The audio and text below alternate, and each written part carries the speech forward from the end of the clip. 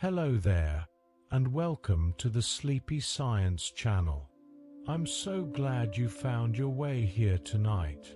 Maybe you've had a long day, maybe your mind has been running in circles, or maybe you're simply the kind of person who finds comfort in cosmic thoughts rather than counting sheep.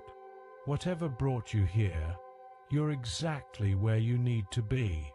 Tonight, we're going to drift through the quietest corners of our solar system and beyond, exploring the gentle companions that orbit worlds far and wide. We're talking about moons. Moons are the universe's lullabies. They don't shout for attention like stars or planets. They simply exist, quietly circling their hosts, reflecting light that isn't their own, holding secrets in their craters and ice.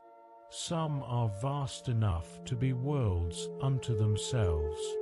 Others are tiny, irregular chunks of rock tumbling through the darkness. But each one has a story, and tonight, those stories are here to help you rest. Before we begin, if you're enjoying this journey, go ahead and hit that like button. It helps others find this channel when they need it most. And if you'd like more content like this, science woven with softness, facts wrapped in wonder, consider subscribing. There's no pressure, of course, just an invitation. Now, settle into your pillow, adjust your blankets, let your shoulders drop. There's nowhere you need to be and nothing you need to do. Your only task tonight is to listen, to let these words wash over you like moonlight on still water. We'll explore moons of every kind, moons with oceans hidden beneath frozen shells, moons with atmospheres thicker than Earth's, moons that might harbor life, and moons that are little more than captured asteroids.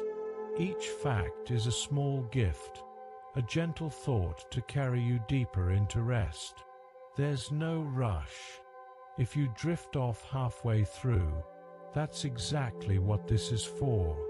And if you make it to the end, you'll have traveled further than you might imagine, all without leaving the comfort of your bed. So take a slow breath in, let it out, and let's begin our journey through the moons. Our story begins with Earth's moon, the one we know best, the one that's been watching over humanity since before we had words to describe it. This pale companion hangs in our night sky, pulling at our oceans with invisible hands, creating the rhythm of tides that coastal creatures have danced to for millions of years. The moon is slowly drifting away from us, just a few centimeters each year. But don't worry, it won't leave us in our lifetime, or in countless lifetimes to come. It's been humanity's nightlight, our calendar, our inspiration for poetry and song. Ancient peoples tracked their lives by its phases, and even now, in our electric world, we still pause to admire a full moon rising over the horizon. It reminds us that some things remain constant even as everything changes. The moon's surface is covered in a fine dust called regolith, created by billions of years of meteorite impacts, grinding the rock into powder as soft as talc. When the Apollo astronauts walked there, their boots left prints that will remain virtually unchanged for millions of years because there's no wind or water to erase them. Imagine that. Footprints frozen in time, a memorial to human curiosity pressed into alien soil. The regolith smells like spent gunpowder, the astronauts reported, a strange scent to encounter in the silence of space. These tiny details make the moon feel both impossibly distant and intimately knowable, a place we've actually touched but can never truly call home. The far side of the moon, often mistakenly called the dark side, is actually just as illuminated as the near side, just at different times. We never see it from Earth because the Moon is tidally locked, spinning at exactly the same rate it orbits us, keeping one face forever turned our way like a patient companion maintaining eye contact. The far side is more heavily cratered, possibly because it faced outward toward the asteroid belt during the early bombardment of the solar system. It's a scarred shield that protected the face we see, a guardian taking impacts meant for Earth. When Chinese spacecraft recently explored this hidden hemisphere, they found it just as fascinating and desolate as the side we've always known. Our Moon may have been born from violence. The leading theory suggests that billions of years ago, a Mars-sized object called Theia collided with a young Earth in a spectacular, world-ending impact. The collision vaporized rock, creating a glowing ring of debris around our planet that eventually coalesced into the Moon. If this is true, then the Moon is made partly of Earth itself, a piece of our world sent into orbit by catastrophe, now returned to watch over us. It's a comforting thought in a way, that even from destruction, companionship can emerge, that even the most violent beginnings can lead to something as gentle as moonlight on your window. Jupiter reigns as the king of moons in our solar system, with at least 95 confirmed satellites and likely more waiting to be discovered. These moons range from tiny captured asteroids just a few kilometers across to worlds that dwarf even the planet Mercury. 4 of them, the Galilean moons, were discovered by Galileo in 1610 when he pointed his primitive telescope at Jupiter and saw what he first thought were stars in a line. Realizing they moved with Jupiter, he understood these were worlds orbiting another planet, proof that not everything in the cosmos revolved around Earth. It was a revolutionary observation made with a device barely stronger than modern binoculars, a reminder that sometimes the most profound discoveries come from simply looking up and paying attention. The innermost of the Galilean moons is the most volcanically active body in the entire solar system. Its surface is constantly being renewed by eruptions of sulfur and silicate rock, painting the Moon in shades of yellow, orange, red, and black like an artist's palette abandoned in space. This violence is caused by tidal heating. Jupiter's immense gravity pulls on Io, and the other Galilean moons pull as well, kneading the Moon's interior like dough until it melts. Plumes of volcanic material shoot hundreds of kilometers into space, visible even from Earth-based telescopes. Despite this drama, there's something almost soothing about Io's predictability. It's been erupting constantly for billions of years, a reliable display of the universe's power, a reminder that not everything needs to be calm to be eternal. Europa, Jupiter's ice-bound moon, may be the most likely place beyond Earth to find life in our solar system. Beneath its fractured, frozen surface lies a global ocean of liquid water, kept warm by the same tidal heating that torments Io, though to a gentler degree. This ocean may be twice as voluminous as all of Earth's oceans combined, a vast dark sea pressing against the ice ceiling above.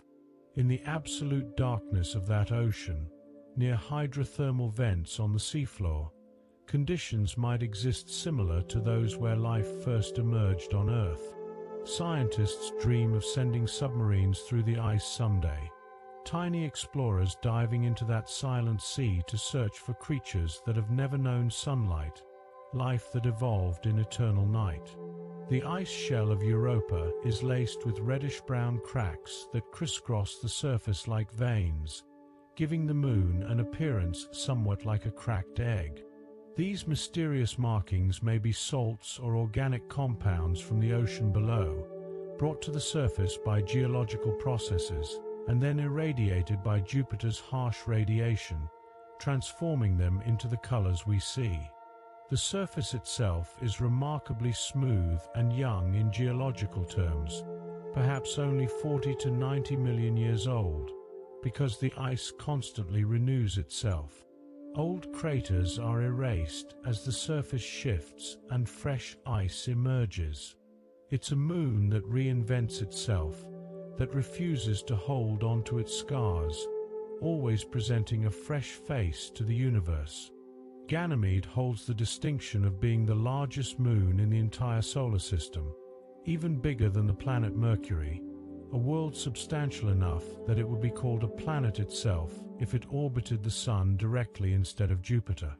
Ganymede is the only moon known to have its own magnetic field, generated by a liquid iron core deep within.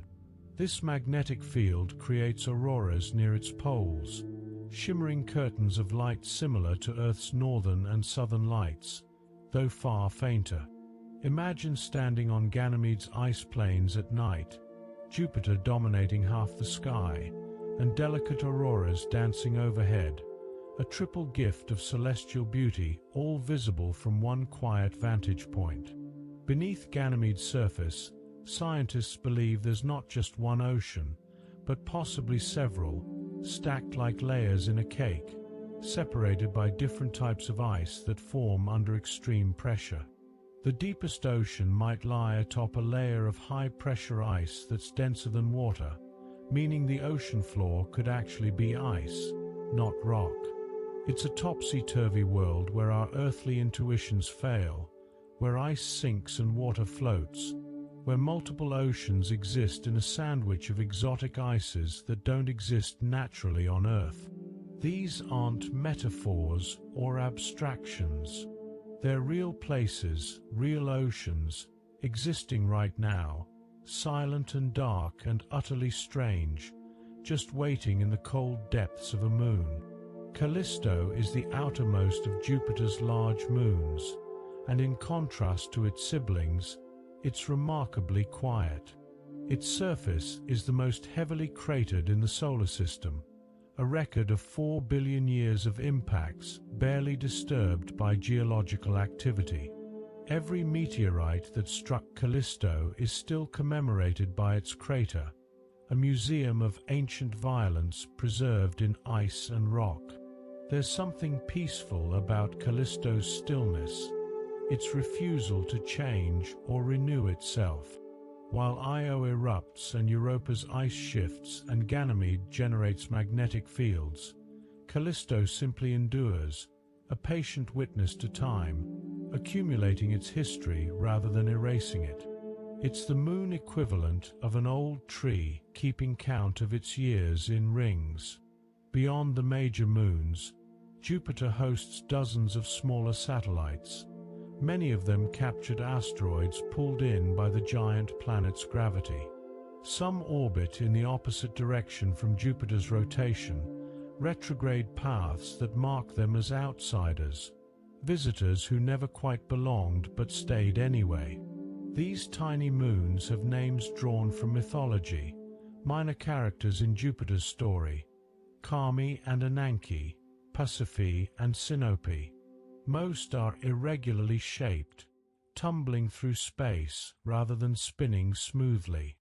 They're the forgotten children of the solar system, rarely discussed but always there, part of the complex gravitational dance that surrounds Jupiter, each one contributing its tiny pull to the intricate balance that keeps the system stable across billions of years. Saturn, that jeweled world with its impossible rings, also presides over a family of remarkable moons, over 140 at last count, with more likely hidden in the rings or orbiting in the outer reaches. These moons range from shepherd moons that herd ring particles into place, to massive Titan, second largest moon in the solar system and a world complex enough to deserve planetary status. Saturn's moons are as varied as snowflakes, each one unique, each one adding to the wonder. Some are smooth ice balls, others are misshapen rocks, and a few are active worlds with geysers and lakes, places where complex chemistry might be brewing in frigid laboratories, experimenting with the building blocks of something we might someday recognize. The innermost of the Galilean moons is the most volcanically active body in the entire solar system. Its surface is constantly being renewed by eruptions of sulfur and silicate rock, painting the moon in shades of yellow, orange, red, and black like an artist's palette abandoned in space. This violence is caused by tidal heating. Jupiter's immense gravity pulls on Io, and the other Galilean moons pull as well, kneading the moon's interior like dough until it melts. Plumes of volcanic material shoot hundreds of kilometers into space, visible even from Earth-based telescopes. Despite this drama, there's something almost soothing about Io's predictability. It's been erupting constantly for billions of years, a reliable display of the universe's power, a reminder that not everything needs to be calm to be eternal. Europa, Jupiter's ice-bound moon, may be the most likely place beyond Earth to find life in our solar system. Beneath its fractured, frozen surface lies a global ocean of liquid water, kept warm by the same tidal heating that torments Io, though to a gentler degree. This ocean may be twice as voluminous as all of Earth's oceans combined, a vast dark sea pressing against the ice ceiling above. In the absolute darkness of that ocean, near hydrothermal vents on the seafloor, conditions might exist similar to those where life first emerged on Earth.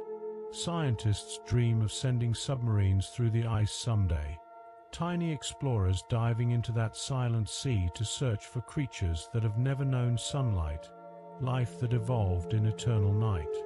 The ice shell of Europa is laced with reddish-brown cracks that crisscross the surface like veins, giving the moon an appearance somewhat like a cracked egg.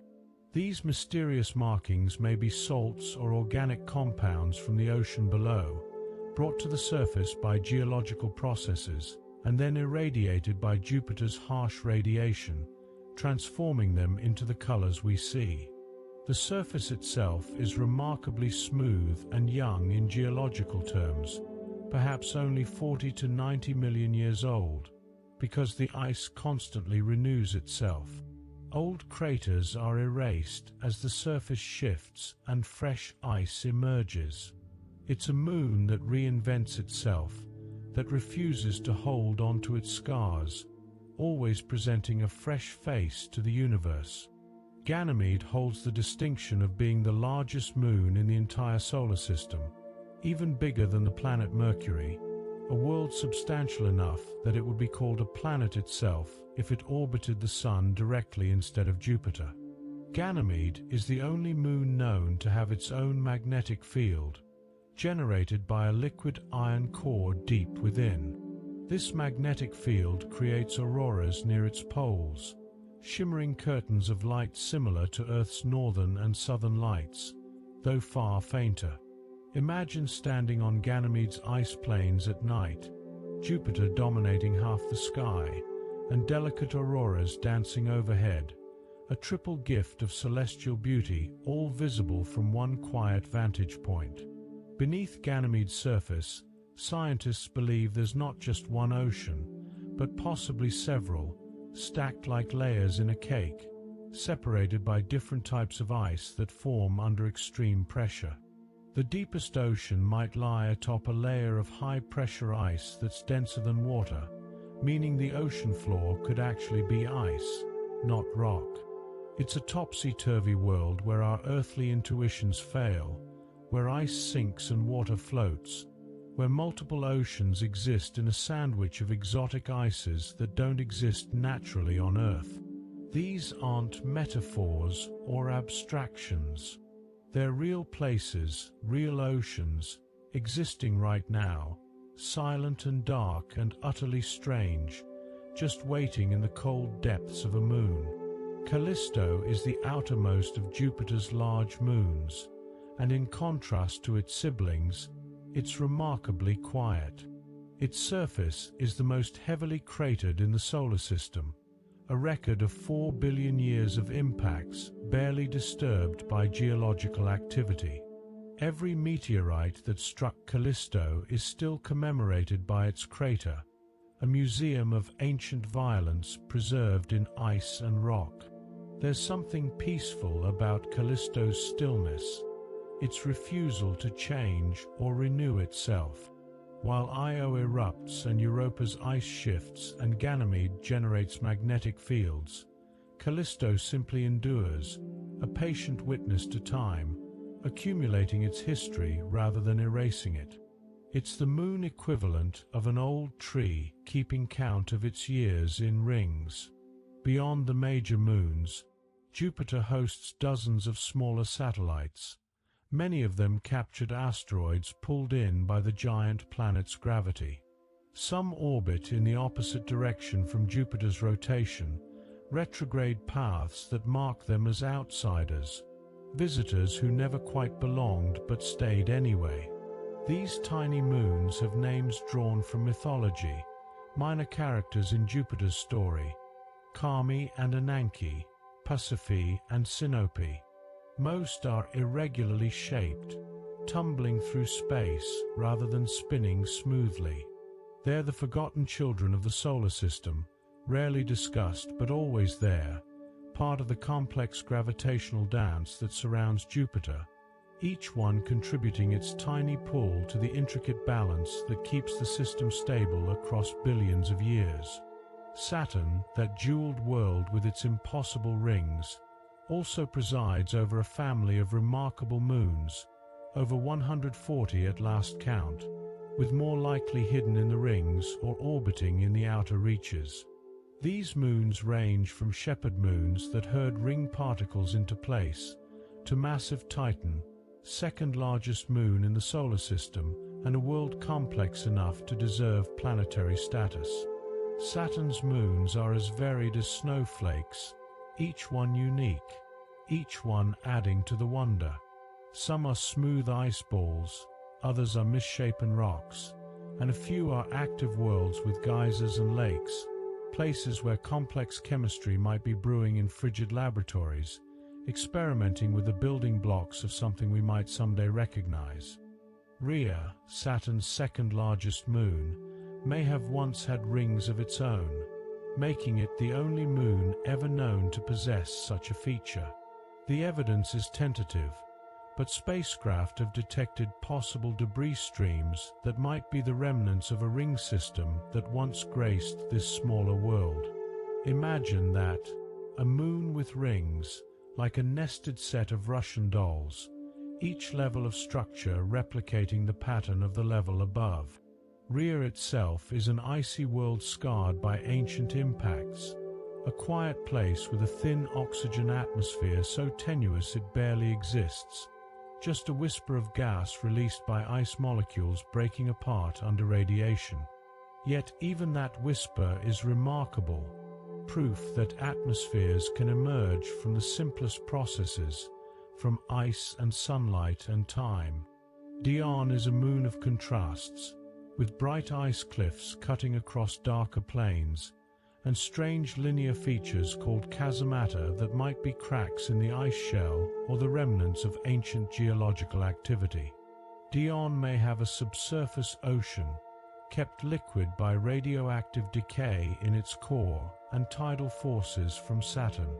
If so, it joins Europa and Enceladus in the growing family of ocean worlds, places where liquid water exists far from the sun's warmth, heated instead by the grinding mechanics of gravity and motion. These oceans are windows into possibility, dark seas where chemistry proceeds in isolation, where molecules combine and recombine, where the boundary between geology and biology might blur in ways we're only beginning to imagine. Dione orbits in quiet grace, keeping its secrets beneath layers of ice. Tethys shares its orbit with two much smaller moons, Telesto and Calypso, which hang in gravitational balance points 60 degrees ahead and behind Tethys in its orbit. These are Lagrange points, places where the gravitational pull of Saturn and Tethys cancel out, just right to create stable pockets where small objects can remain indefinitely. Telesto and Calypso are called Trojan moons, named after the Trojan asteroids that share Jupiter's orbit in similar balance points. This three-body dance has continued for billions of years, a delicate arrangement maintained by mathematics, by the precise interplay of masses and distances.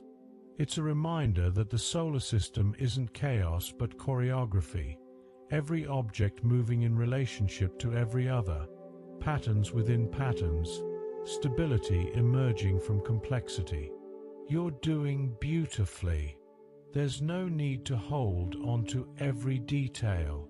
Let these facts wash over you like gentle waves, each one a soft rhythm carrying you deeper into rest. The moons aren't going anywhere. They'll continue their silent orbits, whether you're awake to think about them or drifting in dreams. Feel the weight of your body against your mattress. Notice how your breath has perhaps slowed and steadied without you even trying. That's exactly what should happen. You're safe, you're comfortable, and these cosmic stories are here to accompany you into sleep. Let's continue our journey together, drifting outward to more distant worlds. Uranus, that sideways spinning ice giant, has a family of 27 known moons, most named after characters from the works of Shakespeare and Alexander Pope. These moons orbit around Uranus' equator, which means they also orbit at a dramatic tilt, since Uranus rolls through space on its side like a marble spinning on a table. This strange orientation probably resulted from a massive collision early in the planet's history, an impact so powerful it knocked Uranus over. Its moons either formed from the debris of that collision or were captured afterward, adopting the tilted orbital plane of their host. They circle through space at odd angles compared to the rest of the solar system, rebels of orbital mechanics, comfortable in their unconventional arrangement. Miranda, the smallest of Uranus' 5 major moons, has one of the most dramatic landscapes in the solar system. Its surface looks like it was assembled from mismatched pieces, with canyons that plunge 20 kilometers deep, towering cliffs, and chaotic terrain that seems to have no logical pattern. One prominent feature, called Verona Rupes, is the tallest known cliff in the solar system, a sheer drop of about 10 kilometers. If you could somehow survive on Miranda and jumped off that cliff, the moon's low gravity would cause you to fall for about 10 minutes before hitting the bottom. Of course, this is purely theoretical. Miranda's surface temperature hovers around -200 degrees Celsius, and there's no air.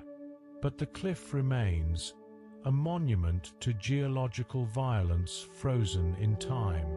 The chaotic terrain on Miranda might have formed if the moon was shattered by an impact and then reassembled, its pieces falling back together in jumbled order.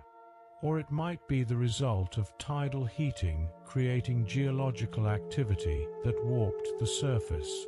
Either way, Miranda is proof that small worlds can have complex, violent histories.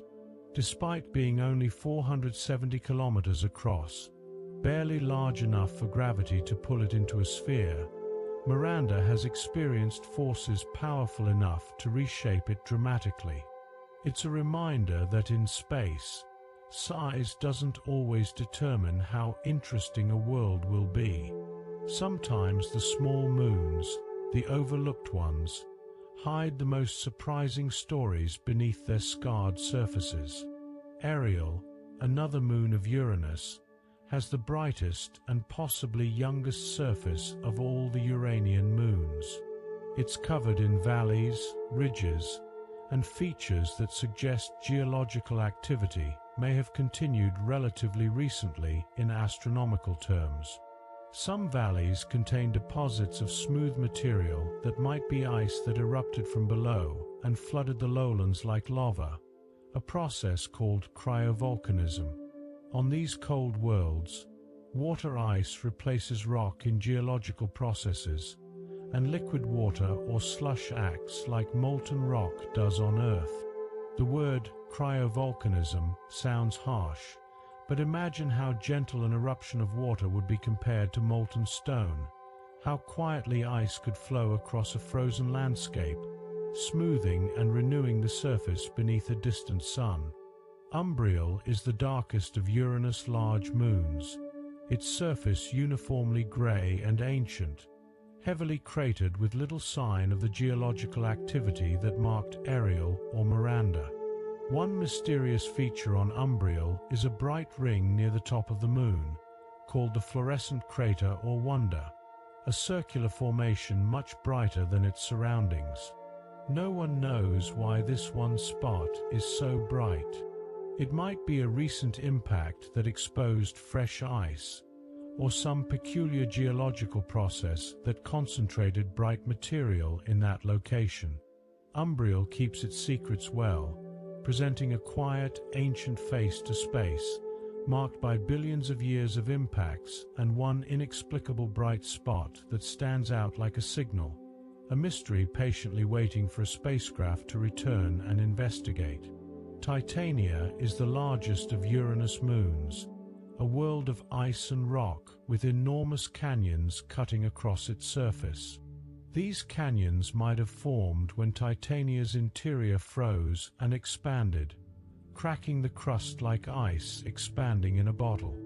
The surface shows a mixture of cratered terrain and areas that have been resurfaced by geological processes, suggesting Titania had an active past even if it's quiet now.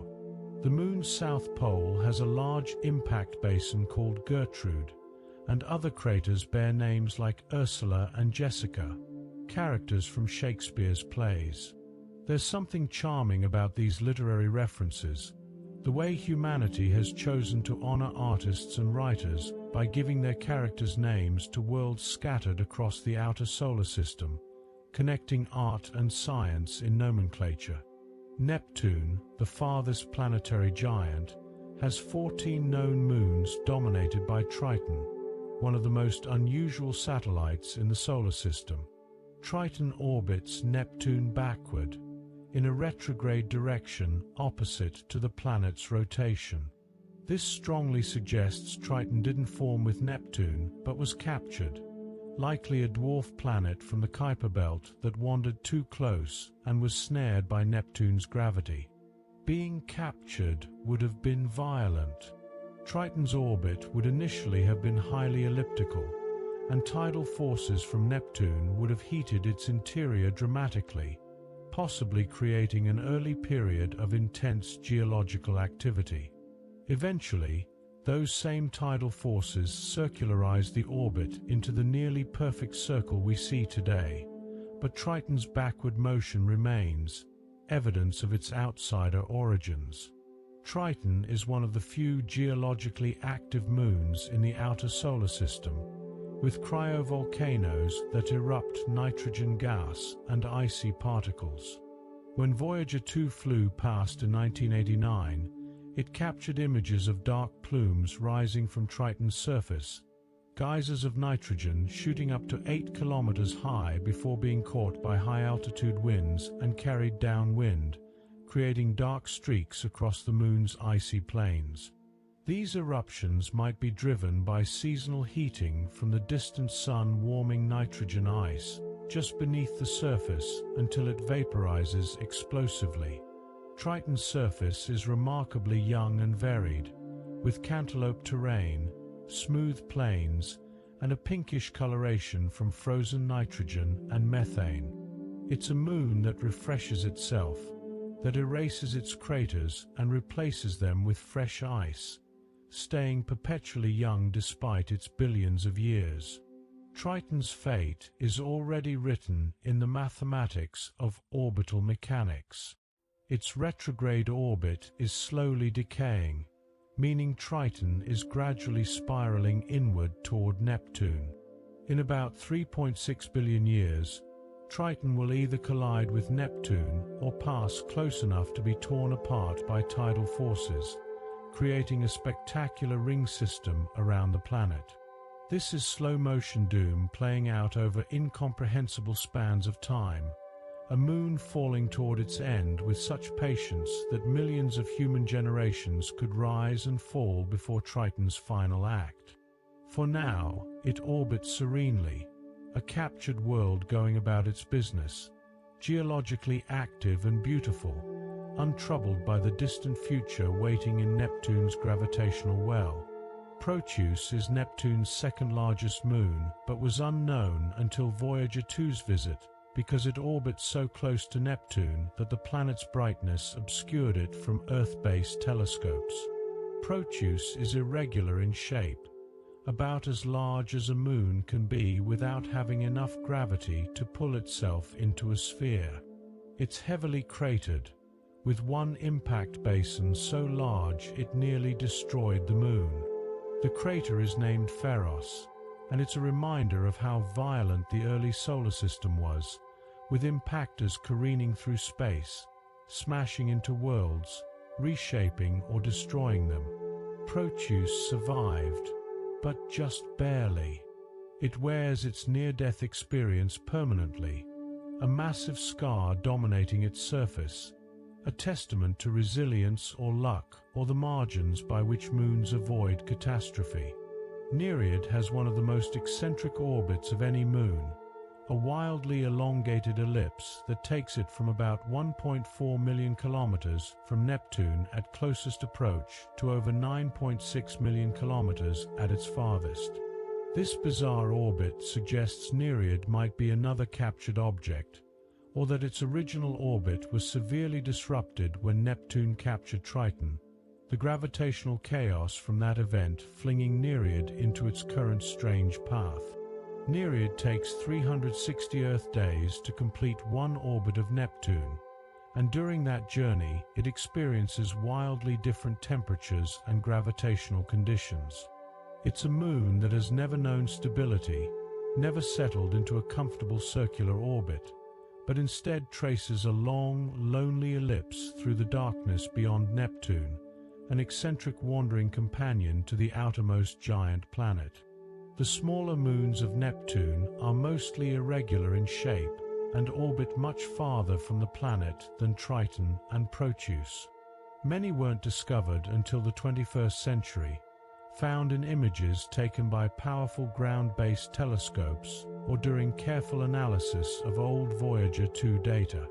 They have names drawn from Greek mythology, from water deities and Nereids, minor gods associated with the sea, fitting companions for a planet named after the ocean god.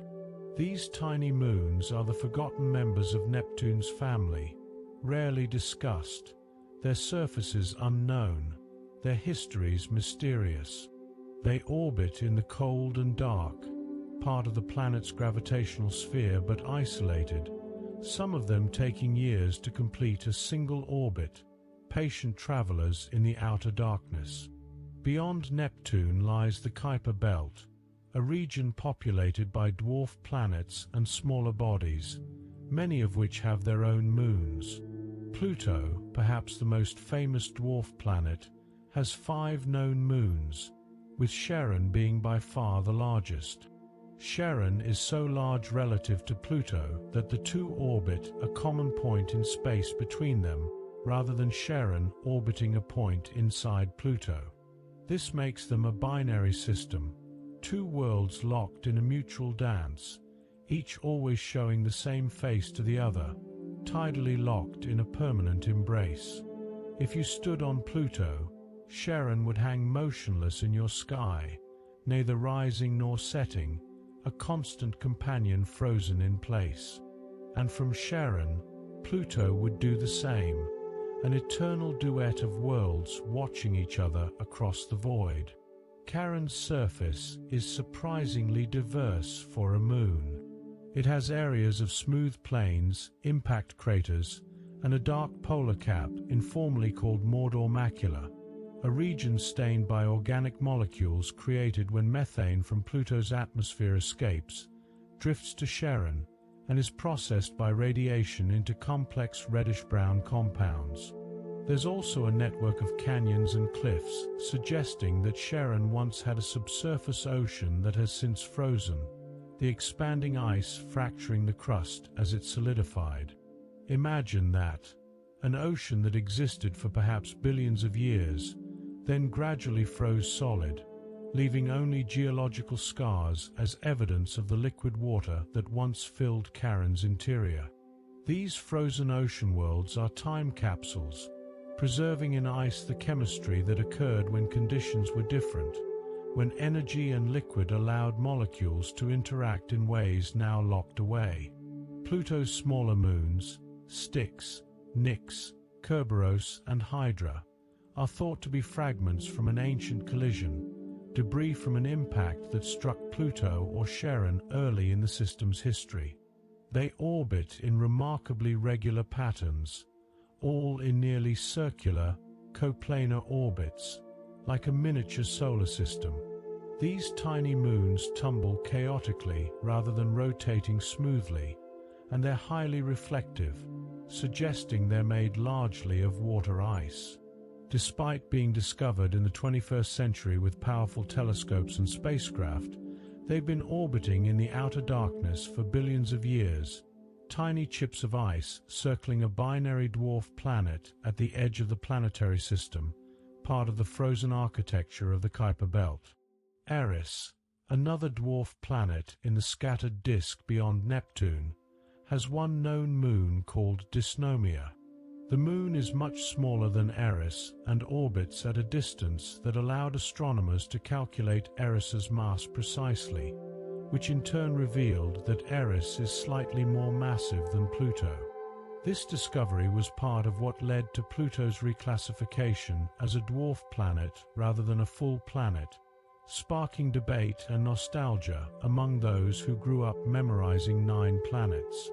Dysnomia itself remains mysterious, likely an icy body similar to Charon, but less well studied due to the great distance. Eris and Dysnomia orbit in the far reaches of the Sun's influence, their surfaces superchilled to temperatures barely above absolute zero, so cold that nitrogen and methane freeze solid, so remote that the Sun appears as merely the brightest star in a field of stars. Haumea, a dwarf planet shaped like an elongated egg due to its rapid rotation, has 2 known moons named Haioka and Namoka after Hawaiian goddesses. These moons likely formed from debris ejected during a massive collision that gave Haumea its unusual shape and rapid 4-hour rotation. The entire Haumea system, including the moons and a family of smaller Kuiper Belt objects with similar compositions and orbits, seems to be the remnants of this ancient collision. Haioka is the larger moon, orbiting farther out, while Namoka is closer and smaller. Both are thought to be primarily water ice, and their existence has helped astronomers calculate Haumea's mass and density, revealing that beneath its icy coating, Haumea has a dense rocky core. These distant moons are fragments of a catastrophe that happened billions of years ago, still orbiting together, a family bound by shared origins. Makemake, yet another dwarf planet in the Kuiper Belt, was thought to be moonless until 2016, when a tiny moon nicknamed 2 Malawian Quaches was discovered orbiting it. The moon is dark and small, difficult to spot against the glare of Makemake itself, which is why it remained hidden for so long. The discovery of this moon allowed scientists to determine Makemake's mass more accurately and to learn more about the Kuiper Belt's dynamics. 2 Malawian Quaches orbits in about 12 days and is thought to be the result of a collision, similar to many of the moon systems in this region. Out here, in the Kuiper Belt, collisions are the primary sculptor of moon systems, impacts creating Take a moment to notice how far we've traveled together, all the way from Earth's familiar moon to the frozen frontier of the solar system. Your mind has been to Jupiter, to Saturn, to worlds so distant that sunlight takes hours to reach them. And you've done this without leaving your bed, without effort, just by listening and imagining. Feel how relaxed you are now. Feel how your thoughts have perhaps become softer, less urgent. There's a gentle pleasure in learning about these places, knowing they exist somewhere out there in the darkness, continuing their ancient orbits while you rest. Let's drift a bit further, exploring moons that orbit closer to home, the companions of Mars.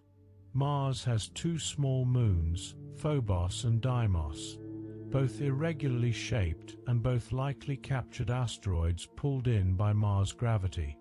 Their names mean fear and panic in Greek, named after the companions of Ares, the Greek god of war. These moons are dark, covered in a layer of dust and regolith similar to Mars itself, and they're small enough that you could walk around either one in a day if you had a spacesuit and the inclination. Phobos is about 22 kilometers across at its widest, while Deimos is even smaller at about 12 kilometers. They're not spherical but lumpy, shaped like potatoes, without enough mass for gravity to have rounded them. They're the kind of moons that look makeshift, like the universe's rough draft of what a moon might be. Phobos orbits extremely close to Mars, closer than any other moon in the solar system orbits its planet. It circles just 6,000 kilometers above Mars' surface, so close that it completes an orbit in only 7 hours and 39 minutes. This means Phobos rises in the west and sets in the east as seen from Mars, the opposite of what you'd expect, because it orbits faster than Mars rotates. Imagine being on Mars and watching Phobos race across the sky multiple times a day, a dark, irregular shape moving against the stars. This close orbit has consequences. Tidal forces from Mars are gradually slowing Phobos down, causing it to spiral inward.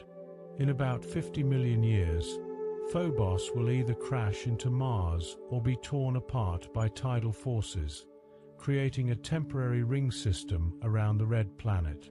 The surface of Phobos is covered in craters, including one enormous crater called Stickney that's nearly half as wide as the Moon itself. The impact that created Stickney nearly shattered Phobos entirely. You can see evidence of this near destruction in the form of grooves and crater chains that radiate from Stickney, fractures in the Moon's structure caused by shock waves propagating through the body.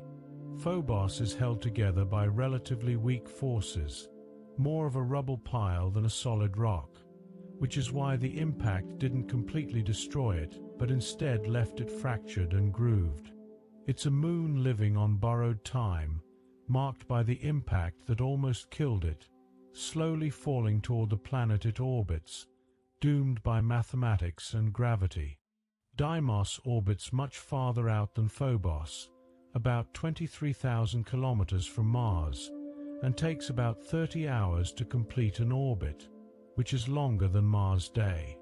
From Mars' surface, Deimos would rise slowly in the east and set in the west, taking about 2.5 days to cross the sky. It would appear as a bright star rather than a disk, barely large enough to show as more than a point of light. Deimos' surface is smoother than Phobos, covered in a thicker layer of dust that has partially filled in its craters.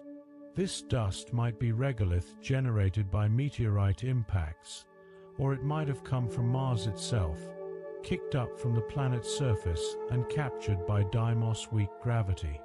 Either way, Deimos is gentler looking than its sibling, less scarred, quieter in its appearance. Both Phobos and Deimos are destinations of interest for future Mars missions. Their low gravity would make them ideal staging areas for exploring Mars. Spacecraft could land and take off easily, and equipment could be stored there. Some scientists have proposed that astronauts could teleoperate rovers on Mars from Phobos, reducing the communication delay from minutes to just milliseconds, making exploration more responsive and efficient. These tiny moons could become humanity's first outposts in the Mars system, way stations between Earth and the Red Planet, places where spacecraft pause and refuel before descending to Mars' surface or beginning the long journey home. They're small, dark, and unassuming, but they might play an important role in humanity's future among the planets. There's poetry in Mars moons being captured asteroids rather than bodies that formed alongside the planet. They're immigrants, outsiders who wandered in from the asteroid belt and found themselves pulled into orbit, adopted by Mars through gravity's patient insistence. They weren't born here, but they've stayed for billions of years, long enough that they've become part of Mars' identity, its fear and panic, hanging in the sky above a world of dust and wind. Their captured status reminds us that families can form in unexpected ways, that belonging doesn't always require shared origins, that sometimes the most important companions are the ones you find along the way rather than the ones you started with. Not all moons orbit planets. Some asteroids have their own tiny moons, companions orbiting companions, creating miniature systems in the asteroid belt.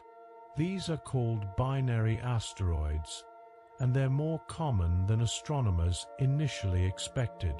When an asteroid has enough mass, its gravity can capture a smaller object that passes nearby, or a collision can create debris that settles into orbit. Some asteroids are actually contact binaries, two objects touching each other, spinning around their shared center of mass like a slowly tumbling dumbbell.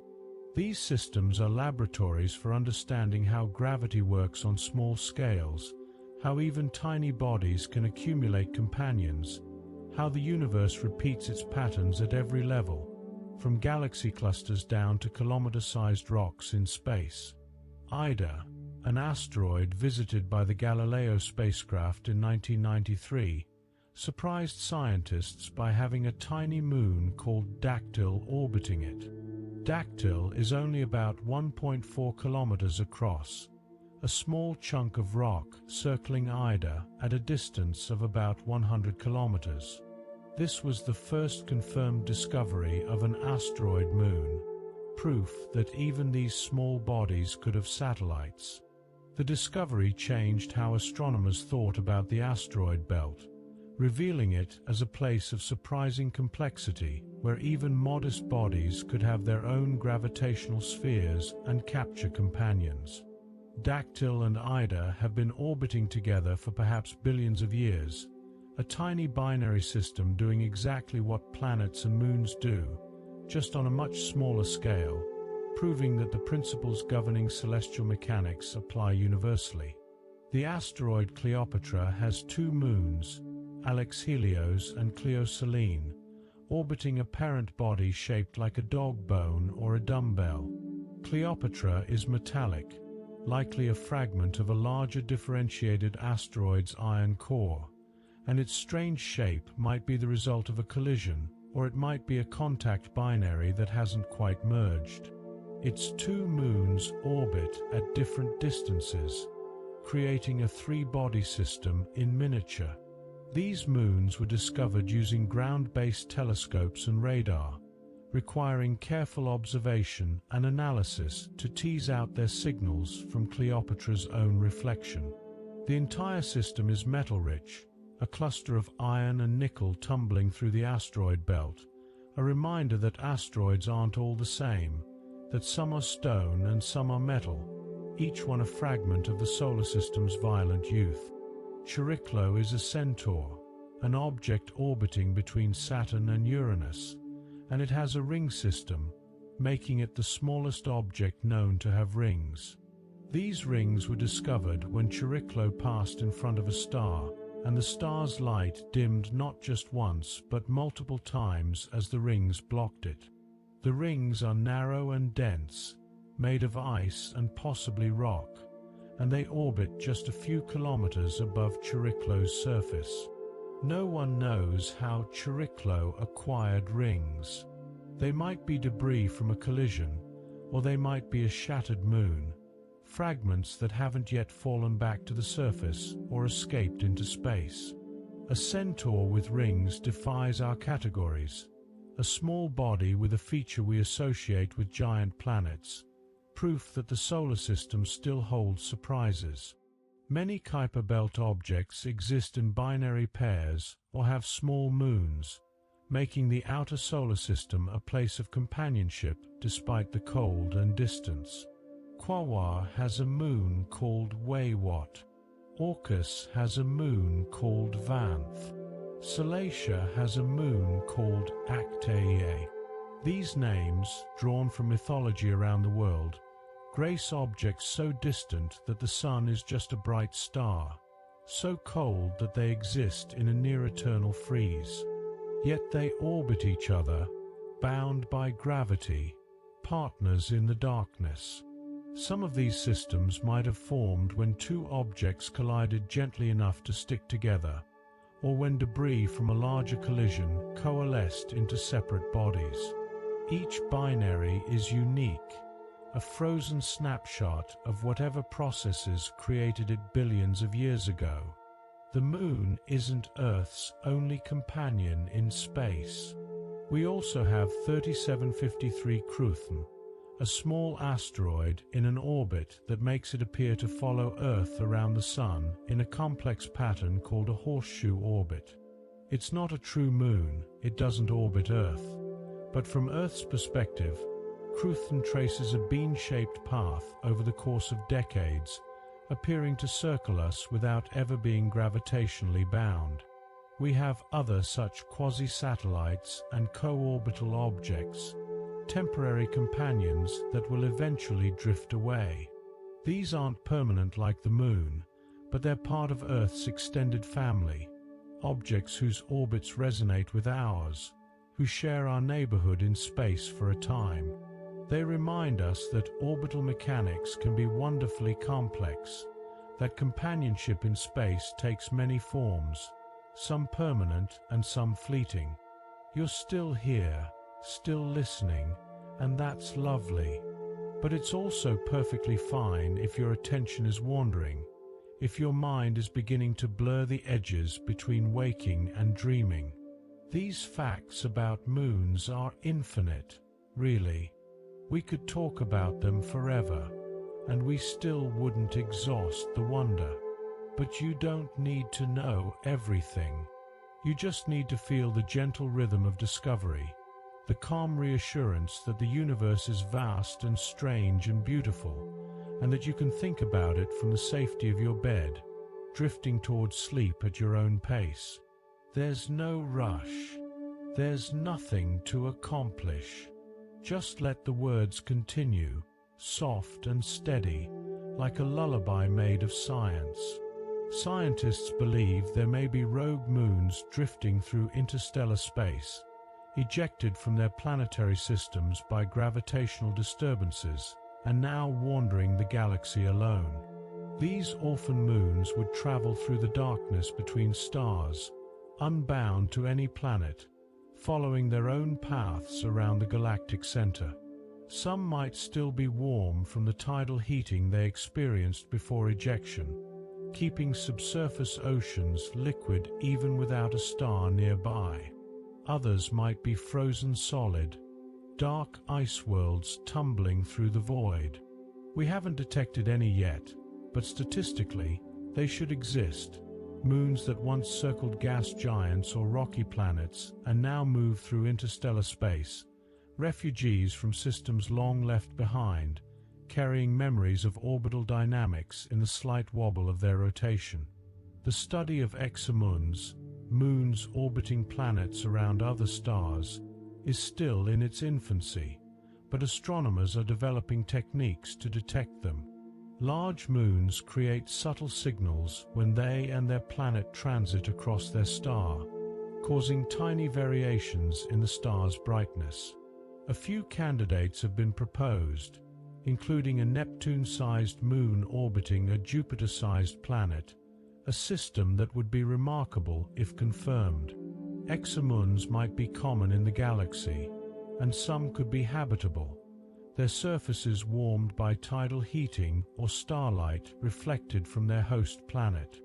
Imagine a moon orbiting a gas giant in the habitable zone of a distant star, lakes and rivers on its surface, a large planet filling half its sky, a system utterly unlike our own but following the same physical laws, gravity and light and chemistry weaving together to create something beautiful. Some moons might be more habitable than planets. A moon orbiting a gas giant in the habitable zone would receive energy from multiple sources: its star, radiation reflected from its planet, and potentially tidal heating. It would experience complex eclipses and transits, the sun setting behind the planet, darkness falling suddenly as the moon enters the planet's shadow. Seasons might be determined not just by axial tilt, but by the moon's position in its orbit around the planet.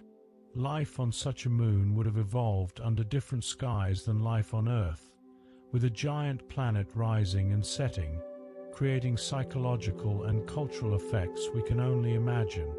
The mythology and calendars of any civilization there would be shaped by celestial mechanics far more complex than ours. Our moon has been humanity's timekeeper for millennia, and many other moons in the solar system have influenced our understanding of time and calendars in different ways. The Galilean moons of Jupiter eclipse each other and transit across Jupiter's face in predictable patterns that were used historically as a kind of cosmic clock, allowing sailors and explorers to determine longitude by timing these events. The regularity of orbital mechanics means moons are reliable, their positions calculable centuries in advance. This predictability has made them valuable not just for navigation but for understanding the laws of physics.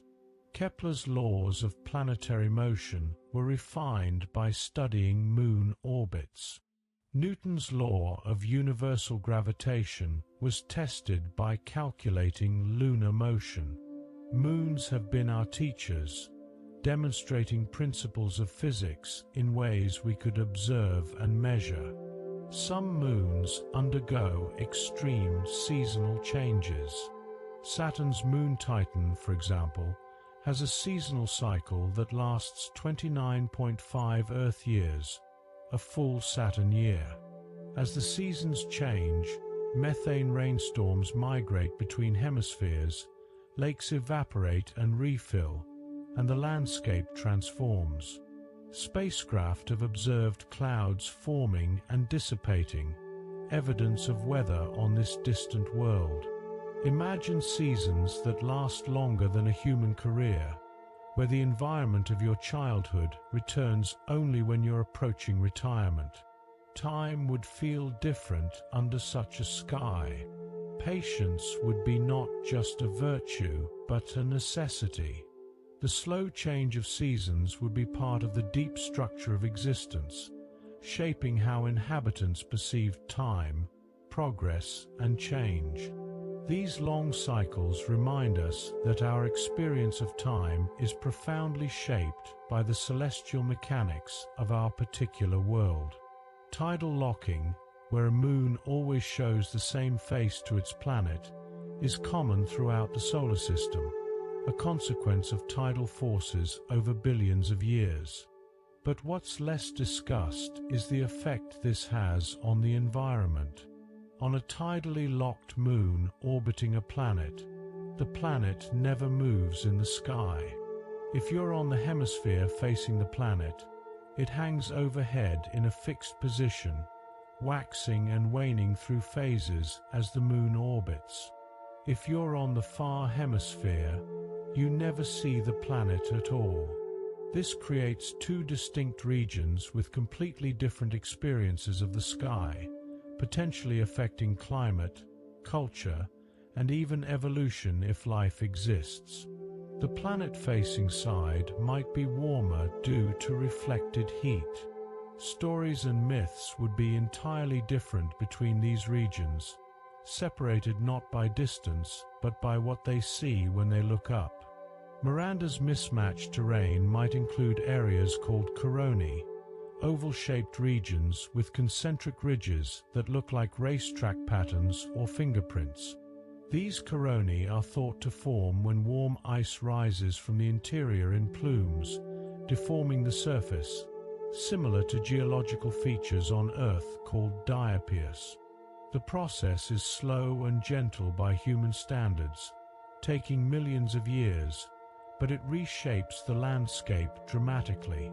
These coronae suggest that Miranda, despite being small and cold, once had a geologically active interior, warm enough for ice to flow like taffy.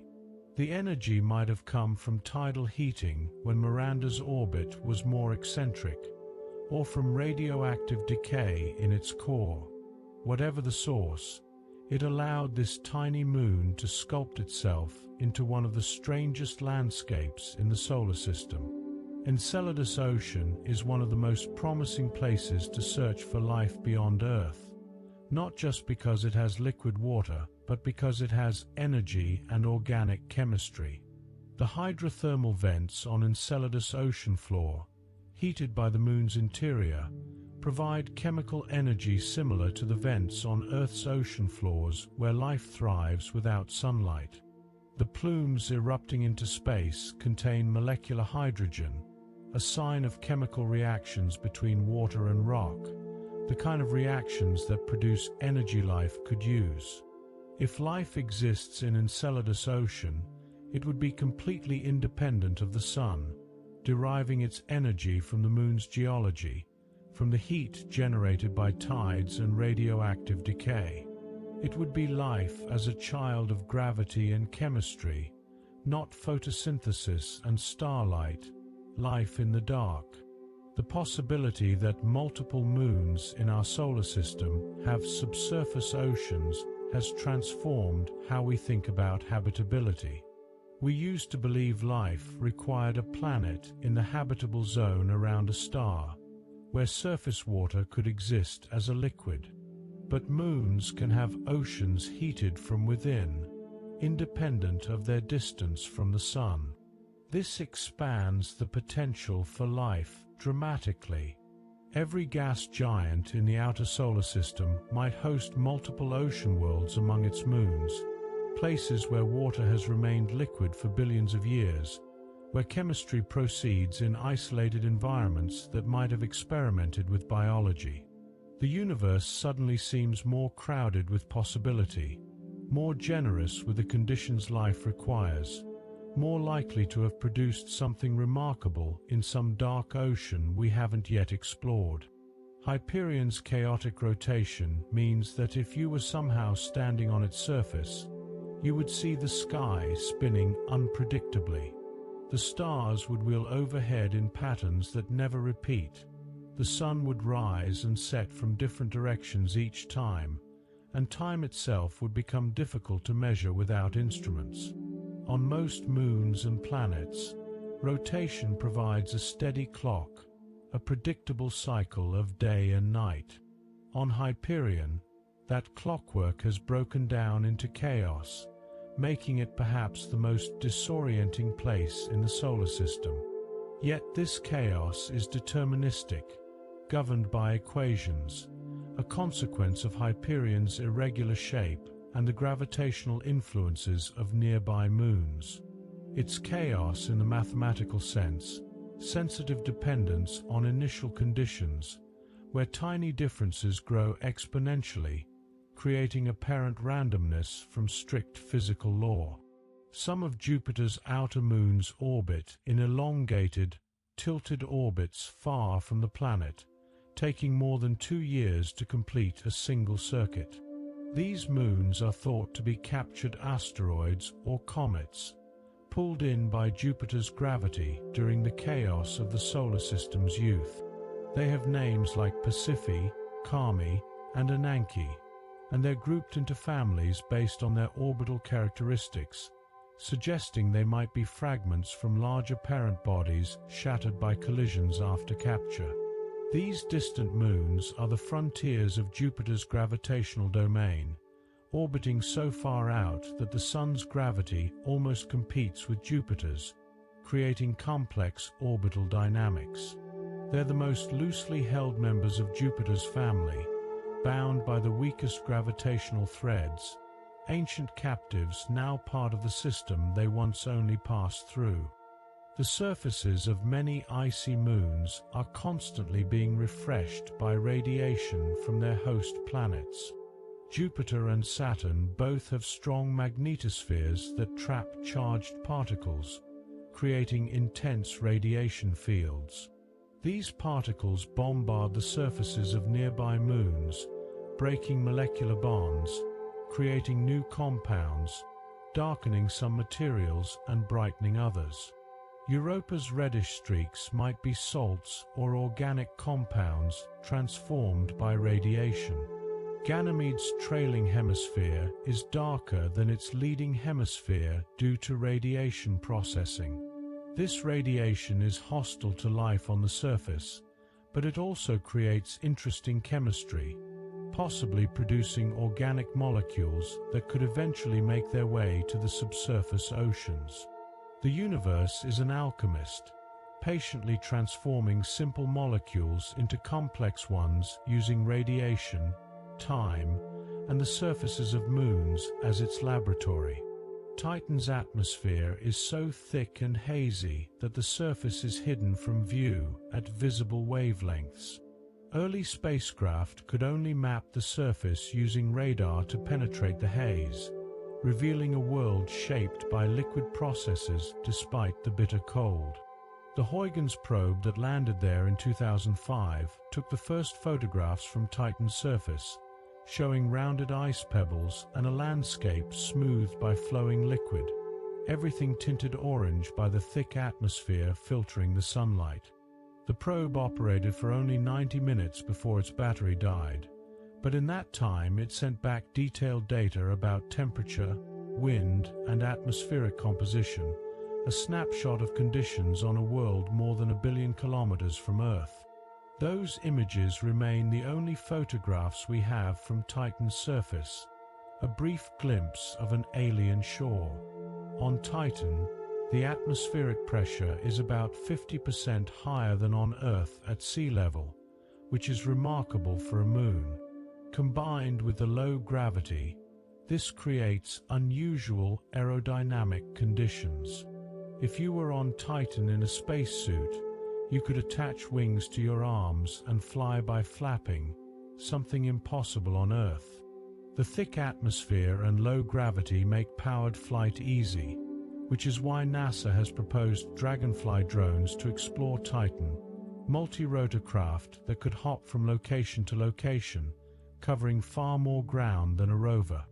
These drones would fly through orange skies over landscapes of ice and hydrocarbon lakes, sampling the surface and atmosphere, searching for prebiotic chemistry, or perhaps even signs of exotic life that uses liquid methane instead of water. The methane cycle on Titan is similar to the water cycle on Earth. Evaporation, cloud formation, precipitation, surface runoff, and collection in seas, then evaporation again. But because it's methane, the details are different. Methane rain is gentler than water rain due to the thick atmosphere. The droplets are larger and fall slowly, almost drifting down. When methane rivers flow, they carve channels in ice as hard as rock, creating landscapes that look eerily Earth-like but are composed of completely different materials. Scientists studying Titan are learning about how cycles and geology work with different substances, how the same principles apply whether you're dealing with water on Earth or hydrocarbons on Titan. It's comparative planetology, understanding our own world by seeing how processes play out elsewhere under different conditions. Iapetus equatorial ridge gives the Moon an unmistakable appearance, but explaining how it formed has challenged scientists. One hypothesis suggests that Iapetus once spun much faster, perhaps twice its current rate, and the equatorial bulge was frozen in place when the Moon solidified while young. As Iapetus rotation slowed due to tidal forces from Saturn, the bulge remained, a fossil of a younger, faster-spinning Moon.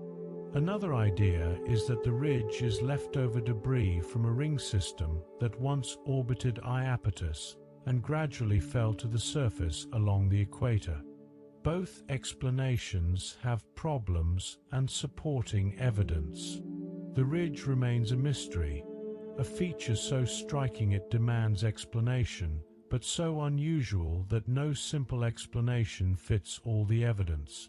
Sometimes the solar system presents features that are simply strange, outliers that remind us how much variety is possible. The surfaces of some moons are so cold that ordinary materials behave in unexpected ways. On Triton, nitrogen ice is a common material, forming glaciers and plains. Nitrogen on Earth is a gas in our atmosphere, but on Triton's surface, with temperatures around 38 Kelvin, (-235 Celsius), nitrogen freezes solid. Water ice, common on many moons, is as hard as granite at these temperatures. Methane, a gas on Earth, forms solid deposits and possibly plays a role in Triton's geology. These moons exist in regimes of temperature and pressure where our intuitions fail, where materials we think of as gases or liquids become structural components of landscapes. It's a reminder that our experience is local, shaped by Earth's particular temperature and pressure, and that the universe is far more varied than our everyday experience suggests. Some moons show evidence of past orbital resonances that have since been broken. Orbital resonance occurs when two moons have orbital periods that are ratios of small integers, one moon orbiting twice for every orbit of another, for example. These resonances can pump energy into the moon's interiors through tidal heating, causing geological activity. Sometimes these resonances are stable, like the Laplace resonance of Io, Europa, and Ganymede, where they orbit in a 1:2:4 ratio. Other times, resonances are temporary, providing a burst of geological activity before orbital evolution breaks the resonance and the Moon quiets down. Evidence of past resonances might explain why some moons show signs of activity too recent to be powered by current conditions. They were active in the past when they were locked in resonance, and now they're cooling and quieting, relics of a more energetic time. Take a deep breath. Feel how your body has settled into stillness while your mind has traveled to ice worlds and distant orbits. You've learned so much without effort, absorbing facts like light soaking into dark fabric. If you feel sleepy, that's wonderful. If you're still alert, that's fine too. There's no right or wrong way to experience this. These moons have existed for billions of years. They'll exist for billions more. Your awareness of them, even in this drowsy state, is a small miracle. Consciousness contemplating the cosmos from a warm bed on a spinning planet. Let's continue together, moving gently through the remaining facts, each one a soft step deeper into rest. The concept of habitable moons has inspired science fiction for decades, from the forest moon of Ender to Pandora in Avatar, visions of lush worlds orbiting gas giants. While we haven't found such moons yet, the physics allows for them. A large moon with a thick atmosphere, orbiting a gas giant in its star's habitable zone, could potentially support liquid water and even complex ecosystems. The tidal forces from the gas giant would be strong but potentially manageable, creating interesting geological activity without tearing the moon apart. Such a moon would experience eclipses when it passed behind its planet, periods of darkness perhaps lasting hours, creating unique selective pressures for any life that evolved there. The search for exomoons is partially motivated by this possibility, the hope that habitable moons might be even more common than habitable planets. Phobos has been proposed as a source of material for space construction. Its position close to Mars and its low gravity make it relatively easy to access compared to Mars' surface. Material from Phobos could be used to build habitats in Mars' orbit or to produce fuel for spacecraft through processing of its minerals. Some visionaries imagine Phobos hollowed out and converted into a space station, though this remains firmly in the realm of speculation. Still, the idea reflects how humans think about moons not just as objects of study, but as resources, places with utility, potential homes or way stations for future civilizations spreading through the solar system. Moons are gravitational stepping stones, places where fuel and materials can be gathered more easily than on planets, nodes in a future interplanetary transportation network. The Cassini spacecraft, which studied Saturn and its moons for 13 years, made more than 150 targeted flybys of Saturn's moons, each one carefully planned to maximize scientific return while using the moon's gravity to adjust the spacecraft's trajectory. This gravity assist technique allowed Cassini to visit multiple moons repeatedly without using excessive fuel. Each flyby was a ballet of orbital mechanics, the spacecraft threading through Saturn's complex gravitational system, stealing a tiny bit of momentum from one moon to redirect toward another target. The mission ended in 2017 when Cassini deliberately plunged into Saturn's atmosphere, a necessary sacrifice to avoid contaminating the potentially habitable moons with Earth microbes.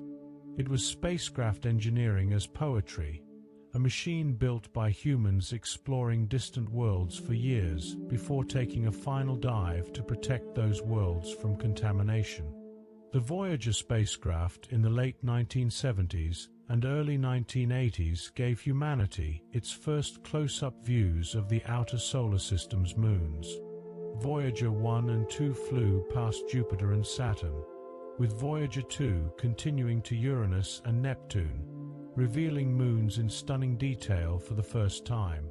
Before Voyager, these moons were just points of light or fuzzy blobs in telescopes. After Voyager, they were worlds with personalities: Io's volcanoes, Europa's cracked ice, Triton's geysers, Miranda's chaotic terrain. The Voyager missions changed our understanding of the solar system, showing that moons were not boring, dead rocks, but active, diverse worlds deserving of study. The spacecraft are now in interstellar space, carrying golden records with greetings from Earth, ambassadors from a species that learned to appreciate the beauty and complexity of moons. Some moons might have been habitable in the past, even if they aren't now. Titan's thick atmosphere and surface liquids make it dynamic, but billions of years ago, when the Sun was dimmer and Saturn's system was younger, conditions might have been different. Early Titan might have been warmer due to internal heat from formation and radioactive decay. Similarly, moons now locked in ice might once have had subsurface oceans that have since frozen as their interiors cooled. These extinct ocean worlds might preserve in their icy layers evidence of whatever chemistry or biology occurred when conditions were more clement.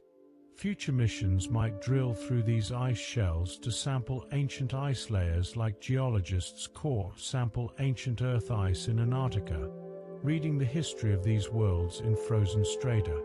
The naming of moons reflects humanity's relationship with mythology and literature.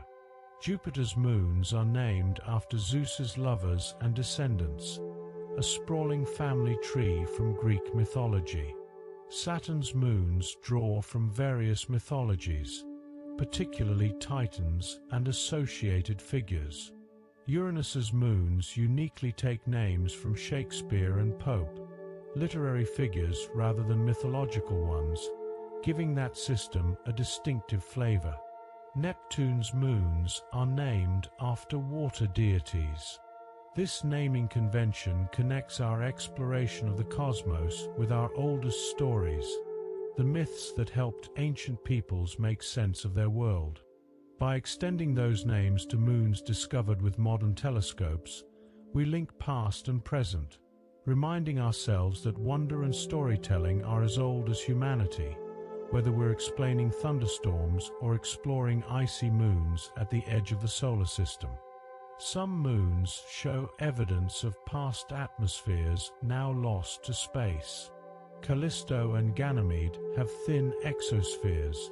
Barely, they're wisps of gas generated by radiation breaking molecular bonds on the surface. But they might once have had thicker atmospheres early in solar system history, when impacts were more frequent and outgassing more vigorous. Similarly, Mars moons Phobos and Deimos might temporarily gain thin atmospheres when impacted by meteorites, the collision vaporizing surface material, creating a brief envelope of gas that quickly escapes the weak gravity. These transient atmospheres remind us that the boundary between having an atmosphere and not having one is gradient, not sharp, and that conditions change over time. Even small, seemingly inert moons participate in atmospheric processes, however fleeting. The surfaces of moons in the outer solar system are radiation environments far harsher than anything on Earth. Jupiter's magnetosphere accelerates particles to high energies, and these bombard nearby moons constantly. Standing on Europa's surface, you'd receive a lethal dose of radiation in minutes. This has implications for future exploration.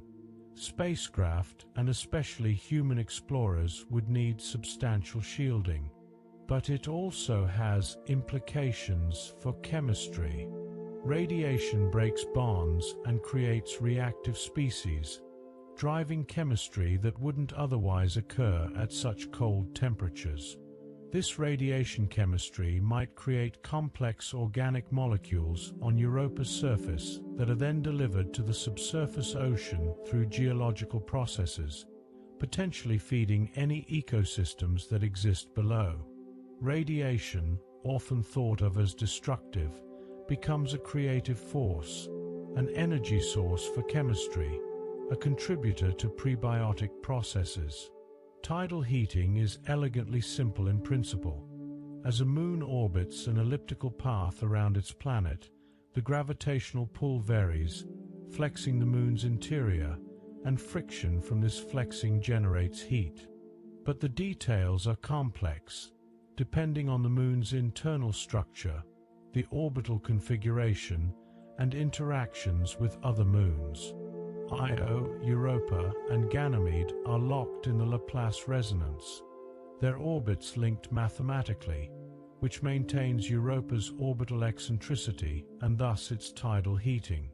Without this resonance, Europa's orbit would gradually become circular, tidal heating would cease, and the subsurface ocean might freeze. The resonance is maintained by gravitational interactions between the moons, a self-regulating system that has persisted for billions of years, keeping Europa warm enough for liquid water purely through gravitational mechanics. No sunlight required. The search for life on ocean moons will likely involve missions that land on the surface and drill or melt through the ice to access the liquid water below. Europa's ice shell is estimated to be 15 to 25 kilometers thick, a substantial barrier but not insurmountable. Engineers have proposed various approaches. Heated probes that melt their way down, carrying instruments to analyze the ice and water. Submarines that deploy once they reach the ocean. Even concepts for sending microbots that could swim through the water, sampling and exploring. These missions are decades away, requiring technology still under development and careful planning to avoid contaminating the very environments we're trying to study. But the prize is worth the effort. The possibility of discovering life that evolved independently of Earth, life that would prove we're not alone, that life is not a fluke but a common outcome when conditions allow. Some moons have subsurface oceans sandwiched between layers of different ice phases. Under the extreme pressures deep within large icy moons, water ice transforms into exotic forms called Ice 2, Ice 3, Ice V, Ice 6, and others, each with different crystal structures and densities. Some of these high-pressure ices are denser than liquid water, meaning they sink, creating the bizarre possibility of an ocean with an ice floor instead of a rocky one.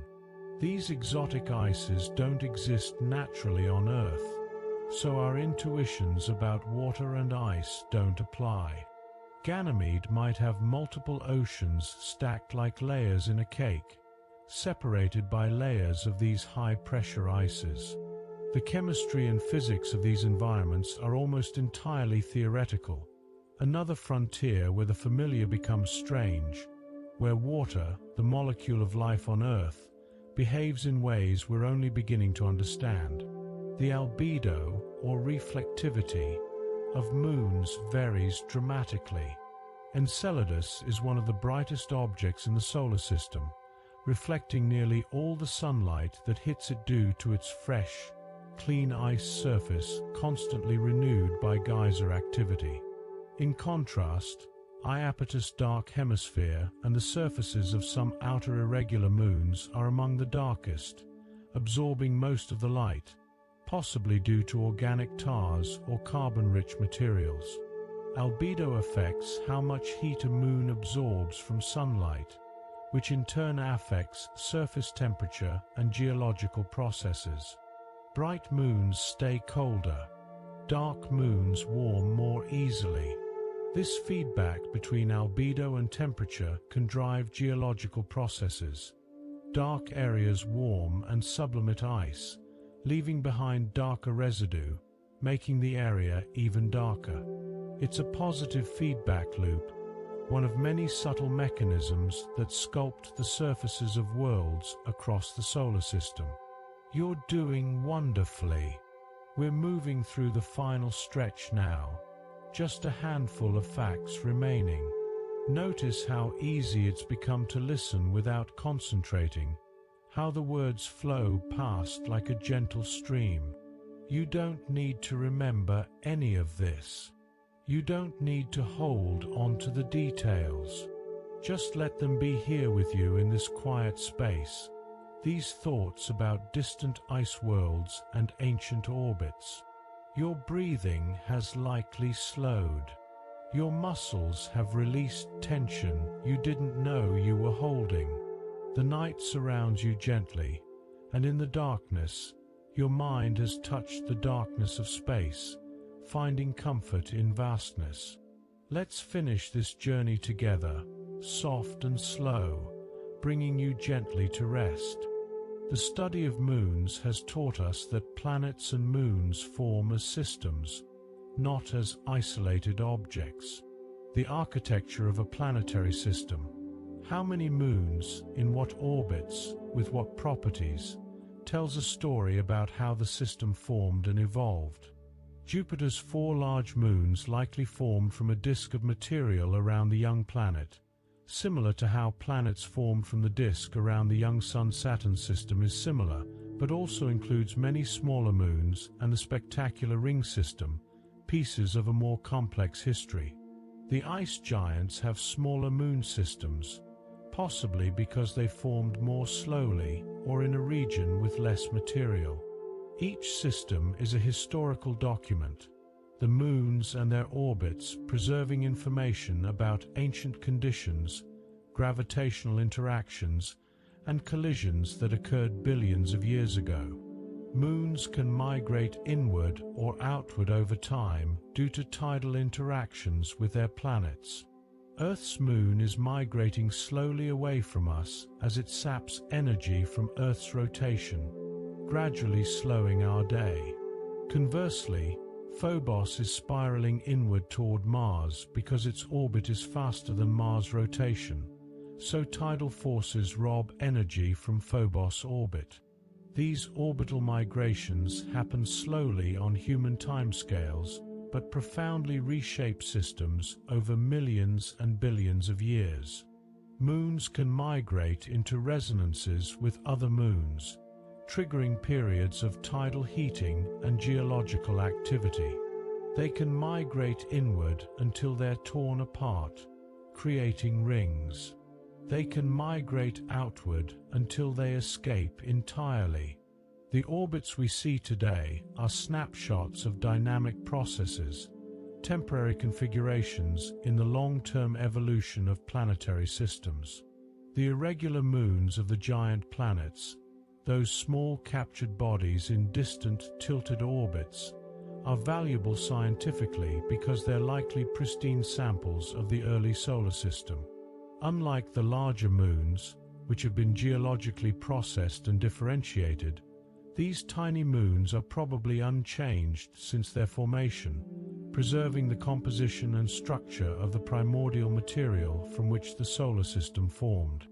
Future missions might visit these moons to sample their composition, effectively studying the solar system's building blocks.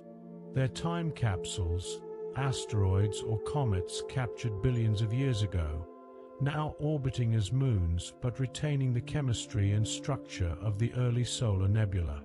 Their surfaces might hold clues to conditions in the outer solar system when the planets were young. Some moons might have organic chemistry complex enough to be considered prebiotic, chemistry on the verge of biology but not quite alive. Titan is the prime candidate, with its thick atmosphere rich in nitrogen and methane, where complex organic molecules form in the atmosphere and rain down to the surface, accumulating in lakes and seas. These organics might undergo further reactions on the surface or in subsurface water pockets, experimenting with molecular complexity.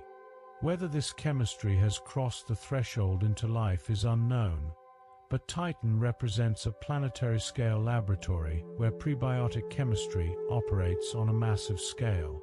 Studying Titan helps us understand the chemical steps that might lead to life, the pathways from simple molecules to complex ones, the conditions that might allow self-replicating systems to emerge. The color variations on moons often indicate compositional differences.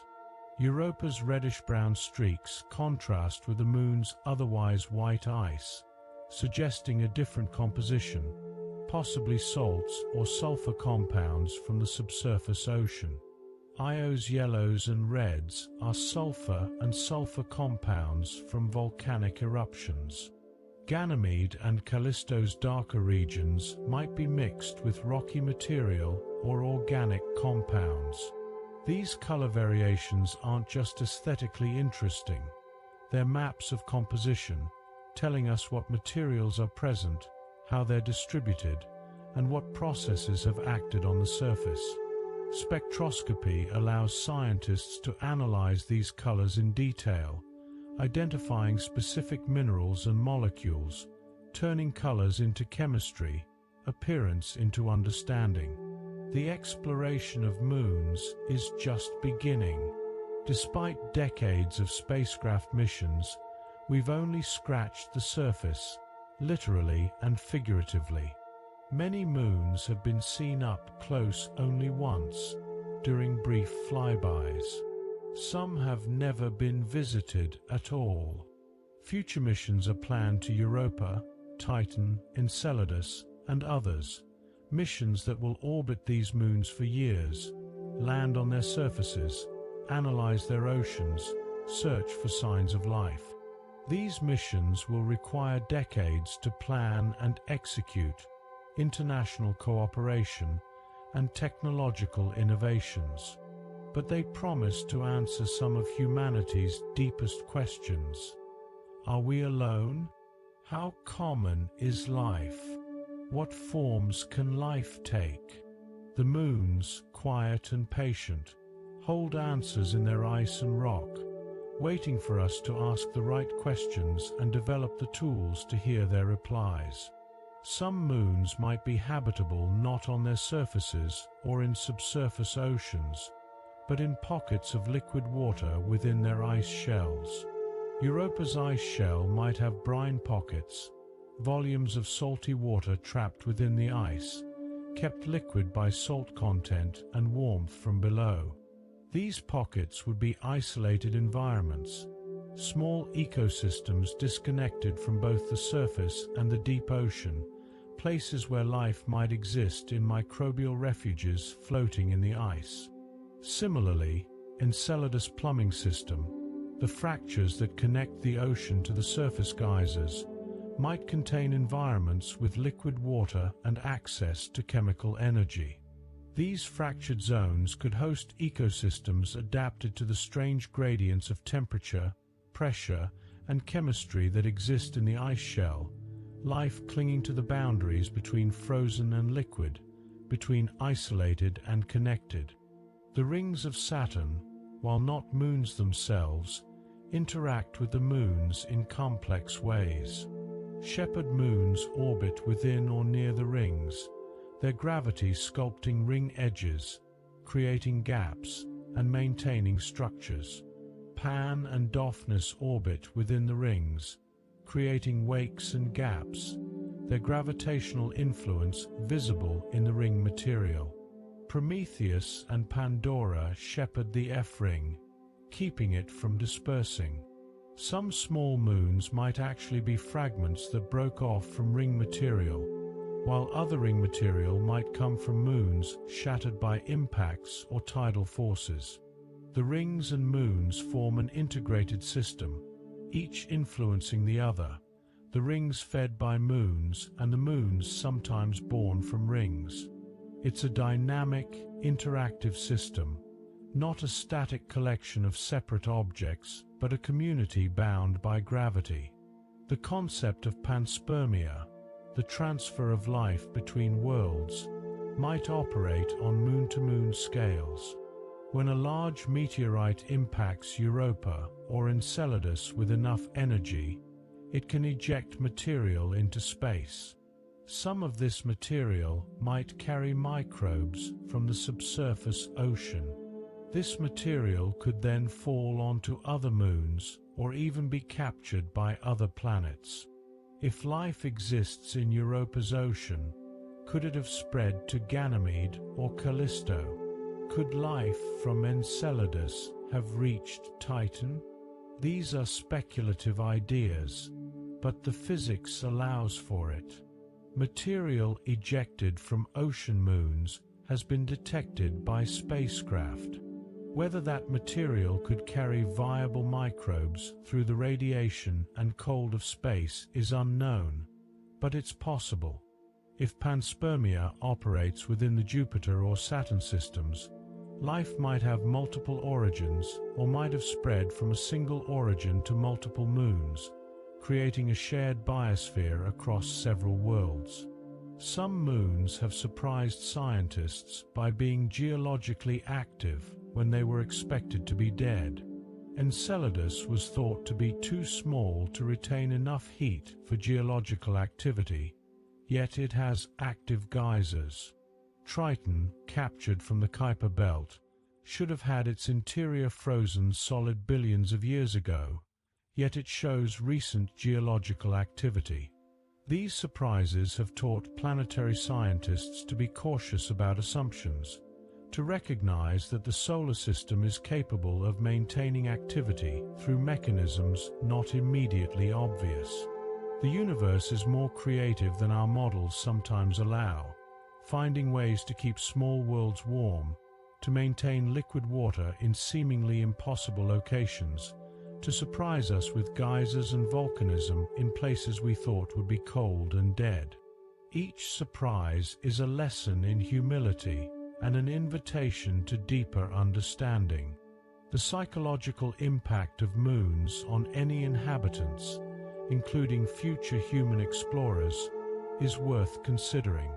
A large planet filling the sky would be a constant presence, waxing and waning through phases, possibly causing bright nights when full and dark nights when eclipsed or new. Eclipses would be common and dramatic, the sun disappearing behind the planet regularly, casting the moon into sudden darkness.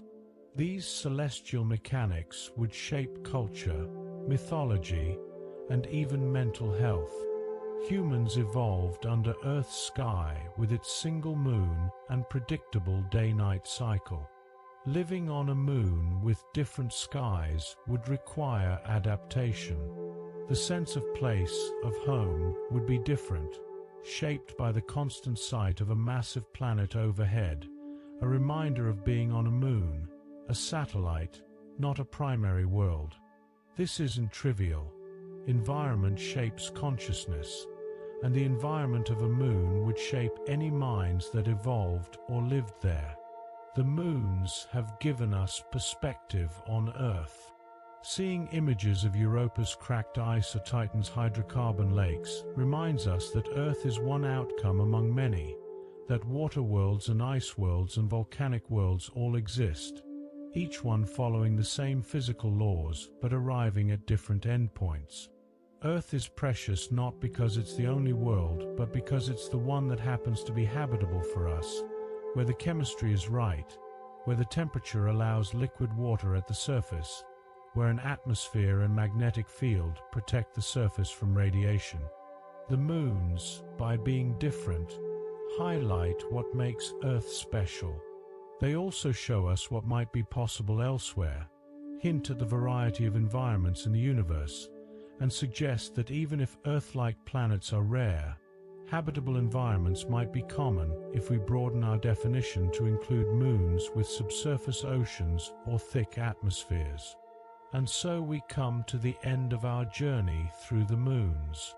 We've traveled from Earth's familiar moon, constant companion of human history, to the furthest reaches of the solar system, to Triton falling slowly toward Neptune, to tiny captured asteroids tumbling in retrograde orbits. We've visited worlds of ice and fire, moons with oceans hidden beneath frozen shells, moons with atmospheres thicker than Earth's, moons that might harbor life in forms we can barely imagine. Each one is a world unto itself, yet each is also part of a larger system, caught in gravitational dances with planets and sibling moons, their orbits and surfaces shaped by forces playing out over billions of years. These moons are real. They exist right now, at this very moment, even as you lie in bed approaching sleep. Io is erupting, sending plumes of sulfur into space. Europa's ocean is gently sloshing beneath its ice ceiling. Enceladus geysers are spraying water into the vacuum. Titan's methane lakes are rippling under nitrogen winds. Miranda's cliffs stand silent under the faint light of a distant sun. Phobos races across Mars' sky, falling imperceptibly inward toward its eventual doom. All of this is happening simultaneously, a grand exhibition of physics and chemistry unfolding across the solar system, needing no audience but continuing nonetheless, following the mathematical laws that govern motion and matter. Humanity's relationship with moons has evolved from worship to measurement to exploration. Ancient peoples saw the moon as a deity, marking time by its phases, telling stories to explain its face. Renaissance astronomers measured moon positions to test theories of motion and gravity. Space-age scientists sent probes to visit them, to see their surfaces up close, to analyze their chemistry. And now we stand on the threshold of a new phase, inhabiting them, perhaps, using them as stepping stones to the outer solar system, or searching them for life, for evidence that biology is not unique to Earth, but a common feature of the universe when the right conditions align. The moons have been patient with us as we've slowly developed the tools and understanding to appreciate them. If there's one thought to carry with you as you drift towards sleep, let it be this: the universe is filled with wonders operating on scales of time and space that humble us. The moons are ancient, most of them as old as the solar system itself, circling their planets for 4.5 billion years. They'll continue circling for billions more, long after humanity as we know it has changed or vanished. Yet for this brief moment, we're aware of them. We've sent our machines to visit them, our mathematical understanding to predict their motions, our curiosity and wonder to contemplate their mysteries. That's no small thing. Consciousness arising on one world and reaching out to understand others is remarkable. A footnote in the universe's story perhaps, but a meaningful one. Thank you for spending this time here, for letting these facts about moons accompany you toward rest. If you found comfort or interest in this journey, consider subscribing to the channel, or simply return whenever you need something gentle to think about as sleep approaches. There are more videos like this, other topics explored with the same soft approach, designed to ease your mind and help you rest. But there's no obligation. This moment stands on its own, complete and sufficient. Let your eyes close if they haven't already. Feel the weight of your body fully supported. Notice your breath, slow and steady. The moons are still out there, reflecting light across the solar system, pulling at oceans with invisible tides, keeping their secrets and their beauty. You've touched them with your mind tonight, and now it's time to let them go, to release the facts and images, to sink into sleep carrying perhaps just a feeling, a sense of the vastness and gentleness of distant worlds. Sleep well. You're safe, you're comfortable, and the universe, in all its strangeness and complexity, continues on around you. Rest now. The moons will still be there tomorrow, patient and unchanging, waiting in their orbits whenever you wish to think of them again. Good night.